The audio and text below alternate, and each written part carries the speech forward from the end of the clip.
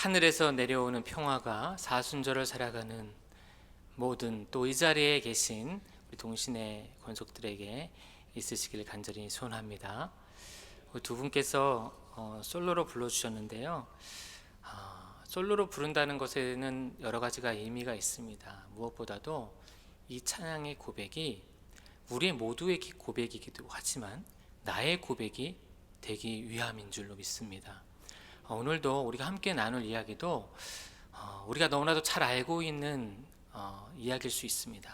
말일 수 있습니다. 그러나 우리가 너무나도 잘 알고 있는 이것이 나의 이야기인지 그저 다른 사람의 이야기인지 우리 모두의 이야기인지를 우리가 오늘 이 말씀을 통해서 다시 한번 생각해 볼 수 있는 시간이 되었으면 좋겠습니다. 말씀드린 대로 우리는 사순절을 보내고 있습니다. 특별히 우리가 특별 새벽 기도와 함께 사순절을 보내고 있는데요. 여러분, 사순절이 어떤 말인지 여러분 아십니까? 아마 잘 알고 계실 텐데요. 그래도 오늘 제가 한번 설명을 해보겠습니다. 사순절은 한자 말이죠. 넉사, 순, 열흘 순. 그래서 40일. 절은 절기잖아요. 그래서 40일 동안 우리가 절기를 지키는 것이 바로 사순절입니다. 또 오늘은 원어보다 영어의 이 말의 근원을 한번 찾아봤는데요. 렌트라고 표현합니다. 그런데 이 렌트라는 말은 고대 앵글로 섹슨어의 랑이라는 말에서 어원이 됐다고 그래요. 근데 이 랑이라는 말은 어떤 뜻을 갖고 있냐면 봄의 뜻을 갖고 있습니다. 봄. 그렇다면 여러분, 왜 우리는 계속해서 이 렌트라는 이 영어의 단어, 물론 영어에서만 쓰고 있지만 이 사순절을 왜 렌트라는 단어로 계속해서 사용하게 된 걸까요? 그것은 아마 여러 가지 의미가 있겠지만 봄이 가지고 있는 봄이라는 계절이 갖고 있는 그 성격 때문이 아닐까 싶습니다. 우리 한국은요, 하나님의 너무나 놀라운 축복을 받아서 4계절을 우리가 1년 안에 다 경험할 수 있잖아요. 그래서 우리가 봄이 되기 전에 우리는 겨울에 무엇을 경험합니까? 모든 것들이 다 죽습니다. 죽음을 경험해요. 그러나 실제로 죽는 것도 있지만 죽은 것 같이 보이는 것들이 있죠. 그런데 봄이 되면 어떻게 돼요? 그 죽었던 것처럼 보였던 것들이 다시 살아납니다. 다시 살아나요. 여러분, 저희는 365일 1년을 매년 반복되면서 이것을 바라보면서 여러분 어떤 생각이 드십니까? 저는 이것이 하나님을 믿고 난 다음부터 바라볼 때에 참으로 놀라운 하나님의 섭리이자 신비라는 생각이 들었습니다. 이 속에 하나님은 과연 어떤 것을 우리에게 깨닫게 하길 원하시는 걸까요? 저는 다른 무엇보다도 오늘 우리가 함께 계속해서 찬양하는 것처럼, 그리고 우리가 이 사순절 동안에 우리로 하여금 계속해서 하나님께서 생각하게 하시는 그 예수님의 고난과 그리고 십자가, 그리고 죽으심, 그리고 부활을 우리에게 보여주신 것이라고 생각합니다. 봄이라는 것을 통해서 이 봄이라는 사순절과 똑같은 의미를 갖고 있는 이 사순절을 보낼 때에 하나님께서는 우리로 하여금 이것을 잊지 않게 하셨다라는 것입니다. 그렇다면 우리가 또 한 가지 이 사순절을 보낼 때에 하나님이 우리에게 기억하길 원하시는 것이 무엇일까요?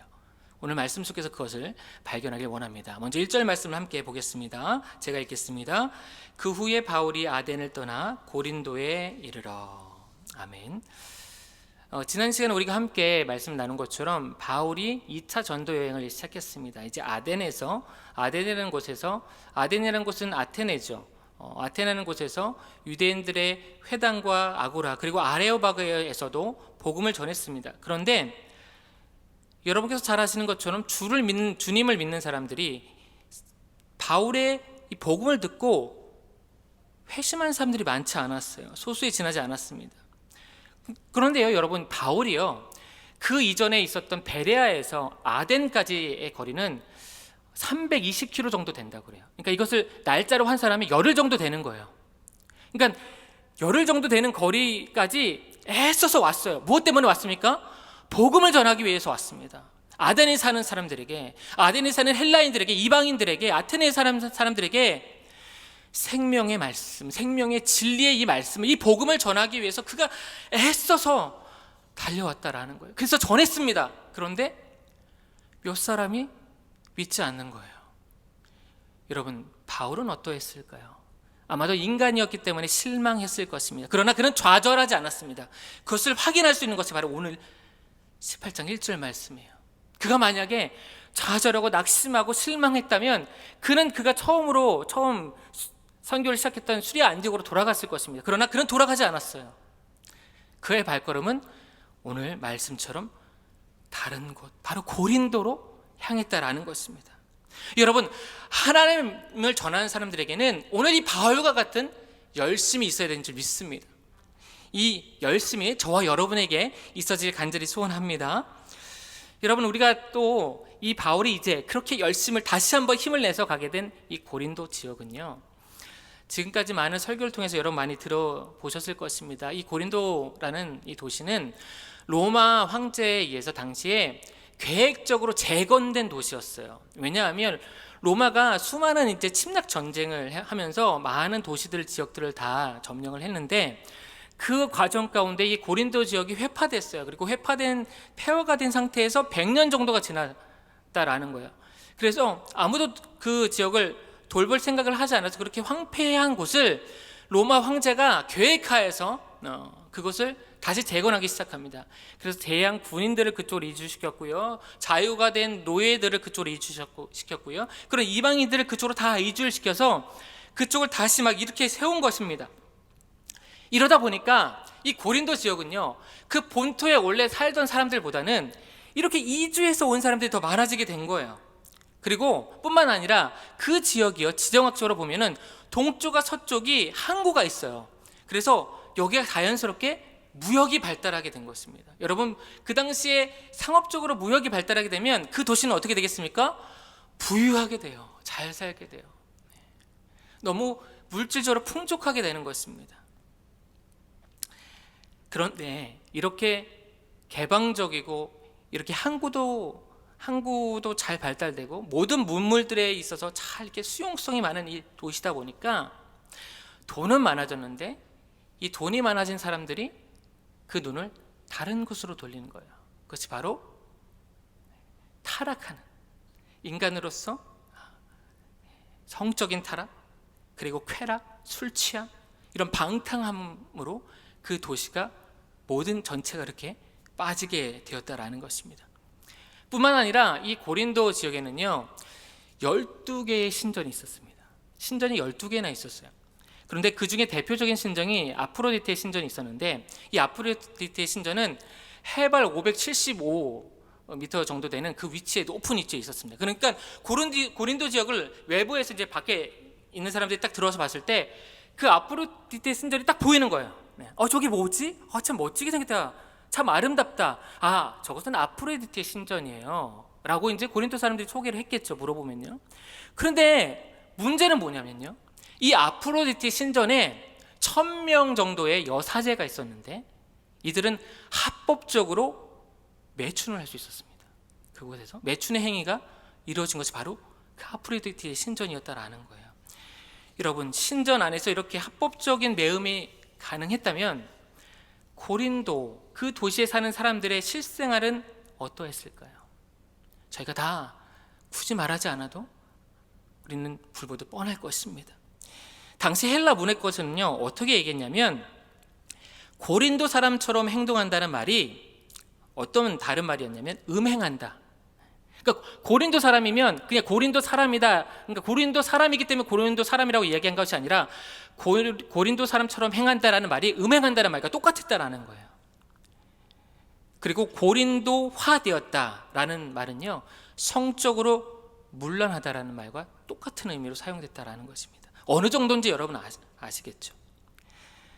오늘 사도 바울이 애써서, 물론 이 베레아에서 아덴까지 거리보단 가깝습니다. 그러나 다시 힘을 내서 내가 복음을 전파하리라, 복음 맡은 사명을 내가 감당하겠다고 도착한 그 고린도 지역이 그렇게 육적으로, 영적으로 음란한 도시였다라는 것입니다.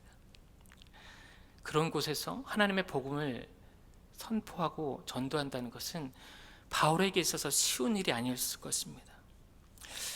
잠시 지금 우리 현재 상을 한번 돌아보기 위해서 제가 몇 가지 통계 자료를 좀 찾아봤습니다.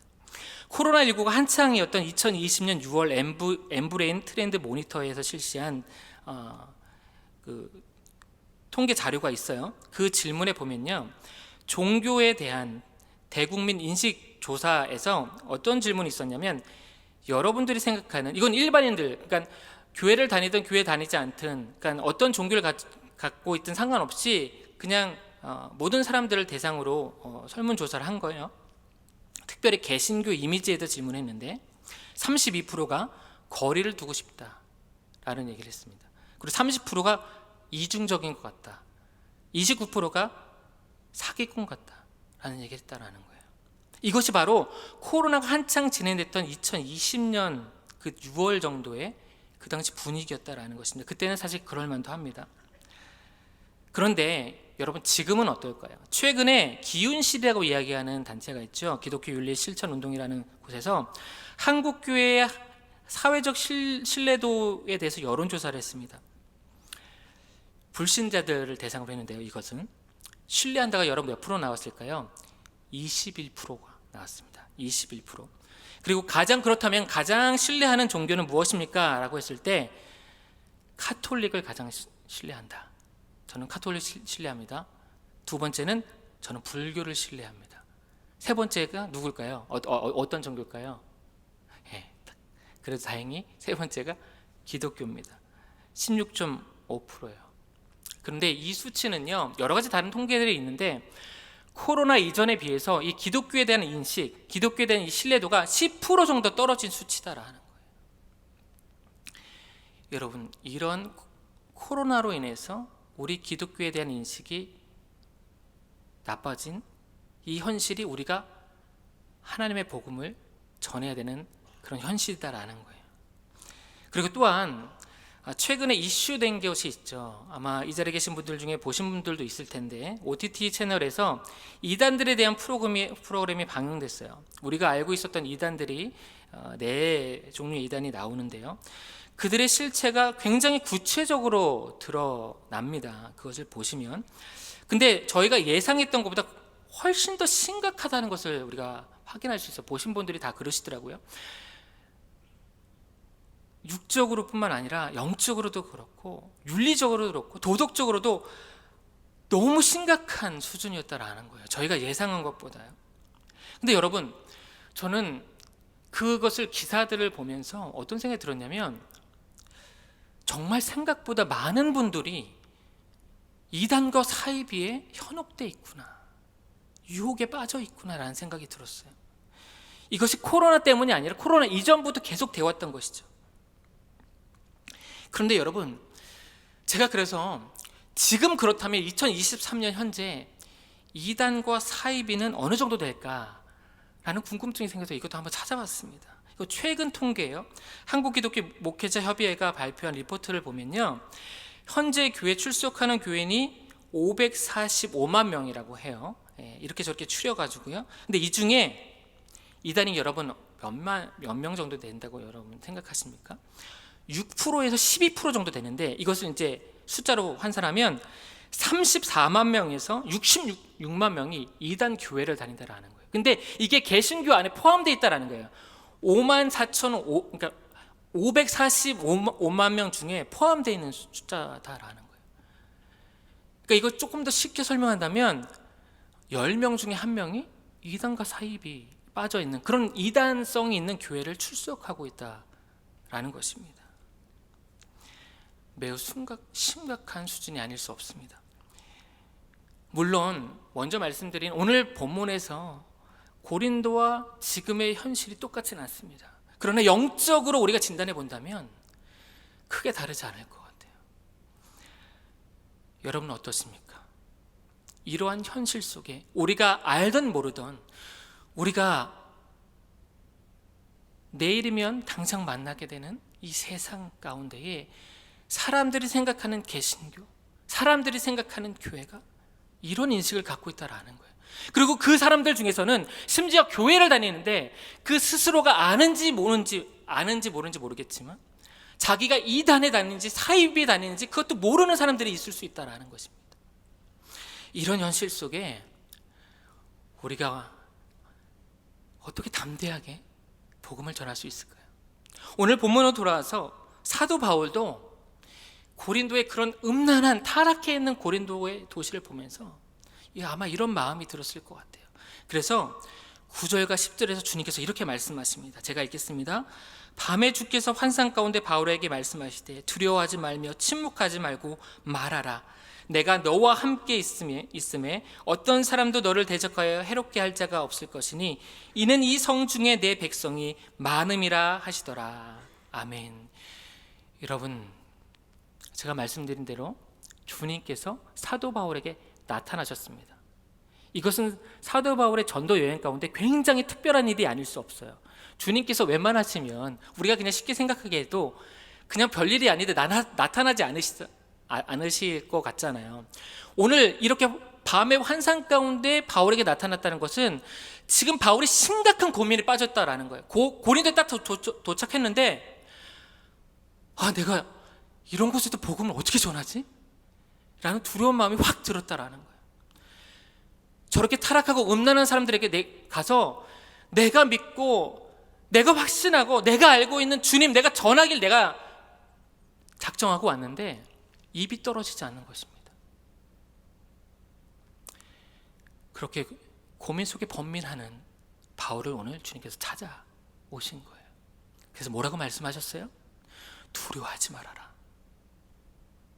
침묵하지 말아라. 왜? 내가 너와 함께 있느니라. 여러분, 이 주님께서 오늘도 이 척박한 현실 가운데에 우리로 하여금 계속해서 복음 전하길 원하시는 우리의 이 어려운 현실 가운데 우리도 두려운 마음을 가질 때가 있어요. 그래, 내가 주님의 주일날 말씀을 듣고 내가 이 복된 소식을, 이 복된 말씀을 내 사랑하는 가족에게, 내 사랑하는 친척에게, 내 사랑하는 이웃에게 전해야지 하고 주일날 딱 결단하고 작정하고 나갑니다. 근데 월요일날 딱 가서 그 사람 만났는데 입이 안 떨어지면 어떡하지? 저 사람 마음이 너무 강팍해 보여. 오늘 표정이 안 좋아. 내가 이야기하면 화낼 것 같아. 그런 생각이 들어 입이 떨어지지 않는 거예요. 그런데 그런 우리들을 하나님께서 너무나 잘 아셔서 뭐라고 말씀하셨다고요? 두려워하지 말아라. 침묵하지 말아라. 왜? 내가 너와 함께 있느니라. 여러분, 아멘이십니까? 뿐만 아니라 오늘 주님께서 더 놀라운 말씀을 하세요. 10절 하반절에 보면요, 이 성 중에 내 백성이 많다라는 거예요. 이 얘기가 무엇일까요? 이미 하나님을 믿는 사람들이 그 성에 있었다라는 것일까요? 아닙니다. 그게 아니라 너의 그 복음 전함을 통해서 내가 구원할 백성들이 많다라는 거예요. 예비된 영혼들이 고린도 지역에도 많이 있다라는 것입니다. 그러니 너는 가서 전하기만 하면 돼 라고 말씀하신 거예요. 여러분, 이렇게 바울에게 찾아오셔서 밤의 환상 중에 말씀하신 주님, 오늘 18장 이 전체 속에서 과연 주님께서 계속해서 바울을 어떻게 격려하고 계실까요? 5개 구절을 한꺼번에 같이 볼 텐데요, 5절과 11절과 그리고 25절, 26절, 28절을 보시면 제가 이제 밑줄을 쳤는데 5절에 보시면 하나님의 말씀, 11절에 하나님의 말씀이 등장하고요, 25절 주의 도, 26절 하나님의 도, 28절 성경. 저 5가지는 과연 우리에게 무엇을 말씀하고 있는 걸까요? 제가 어려운 것을 질문하지 않습니다. 그냥 있는 그대로 말씀하시면 됩니다. 하나님의 말씀입니다. 하나님의 말씀. 하나님께서는 바울이 너무 걱정하고 너무 두려워하고 염려하니까 한번 나타나셨어요. 그런데 그 다음에 계속해서 이 18장을 통해서 바울뿐만 아니라 이 사도행전을 보는 우리들에게도 계속해서 말씀하고 계신 거예요. 뭐를 통해서? 하나님의 말씀을 통해서. 하나님의 말씀을 통해서 계속해서 격려하시는 거예요. 너희가 복음을 전하는 것은 너희들의 힘으로 하는 것이 아니야. 너희들이 가진 것으로 하는 것이 아니라, 너희들에게 있는 것으로 하는 것이 아니라 나의 말씀으로 하는 거야. 내가 너희의 입에 넣어준, 너희에게 깨닫게 해준 예수 그리스도로 말미암아 말씀이 육신이 되어서 너희 가운데 오셨던 그 예수님으로 말미암아 주셨던 그 말씀, 그 말씀으로 말미암아 복음을 전하는 거야 라고 이 18장 전체를 통해서 우리에게 말씀하고 계시다라는 거예요. 여러분, 그렇다면 우리가 이 사순절을 살아가면서 주님께서는 이 봄의 시기에 이 사순절을 같은 시기에 보내게 하시면서 예수 그리스도를 우리에게 무엇을 통해서 깨닫게 하길 원하실까요? 그것은 바로 말씀인 것입니다. 그리고 깨닫게 된 그 예수 그리스도를 우리로 하여금 전하게 원하신 줄 믿습니다. 이제 말씀을 정리하면서 제가 방금 전에 보여드렸던 말씀 가운데 5절과 28절 말씀을 다시 한번 보도록 하겠습니다. 이번에는 5절과 28절에만 반복되는 그 말씀이 있어요. 그것은 밑줄 쳐 있는 예수는 그리스도, 예수는 그리스도, 이 두 가지, 두 번, 이 두 절에서 반복이 되는데 오늘 설교 제목으로 제가 삼았습니다.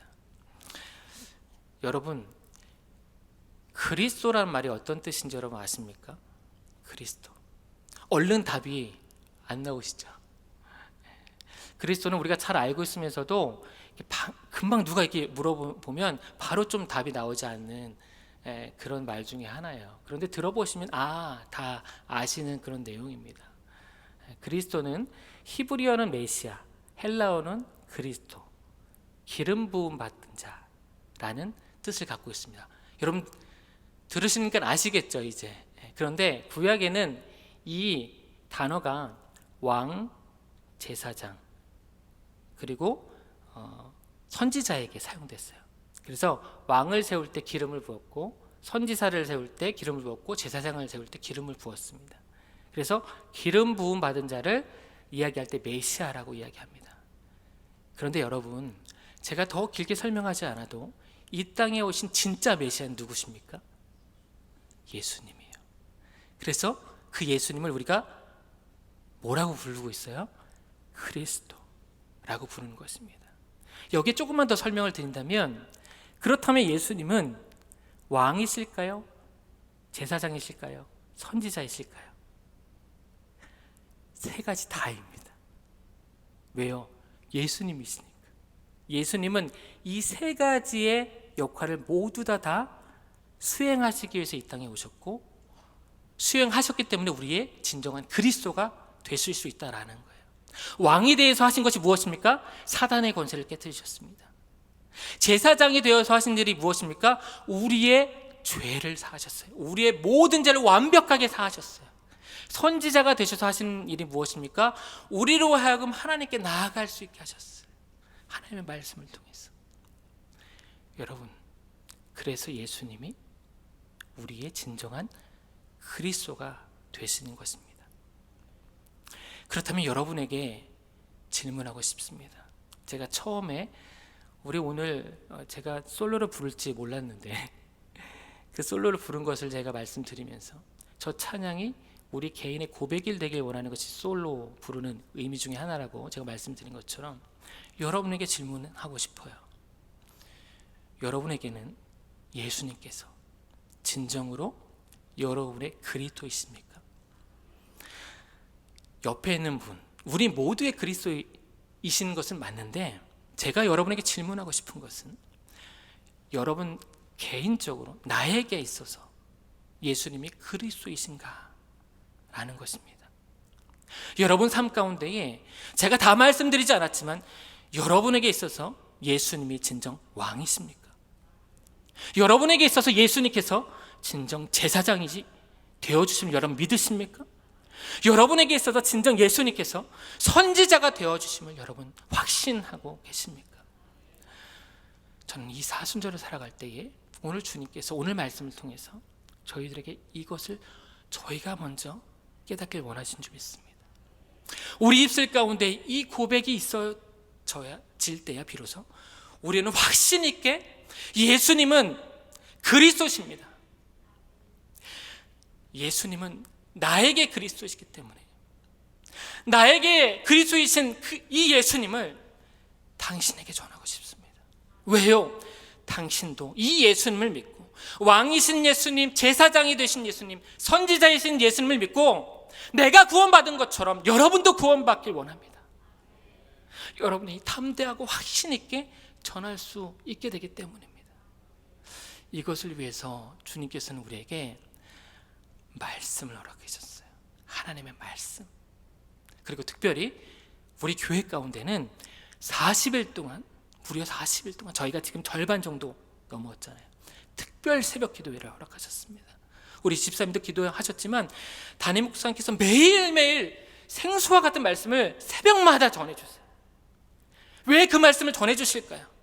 물론 우리로 하여금 말씀의 장막을 세우기 위함도 있고 기도의 장막을 세움도 위함도 있습니다. 그러나 이것을 통해서 우리로 하여금 우리가 입술로나 우리 삶을 통해서 무엇을 증거하게 하시기 위해서 예수님은 그리스도십니다. 그 주님을 여러분들도 당신도 믿길 원합니다. 그것을 전하기 위해서 우리에게 이런 은혜 잔치를 장막을 세우게 하신 줄 믿습니다. 그렇다면 여러분은 어떻게 하셔야겠습니까? 여기 계신 분들은 지금 계속 참석하고 계신 것 같아요. 그런데 옆에 혹시라도 조금 연약해서 참석하지 못하신 분들은 계속해서 독려해서 계속 우리가 말씀을 장막을 세우십시다. 기도의 장막을 세우십시다. 왜? 예수님이 그리스도이기 때문입니다. 그 주님을 우리가 함께 전하십시다. 그리고 우리에게 한 생명 초청장치도 올해 허락하셨잖아요. 저는 이것이 우리에게 무거운 짐이 아니라 은혜인 줄 믿습니다. 이것을 우리가 은혜로 받을 때에 하나님께서는 우리를 회복의 은총의 통로로 삼으셔서 우리를 통해서 이 무너진 제단을, 우리의 장막을 세워 가실 줄 믿습니다. 이 일들 가운데 계속해서 귀하게 쓰임 받으시는 저와 여러분 되시길 간절히 소원합니다. 기도하겠습니다.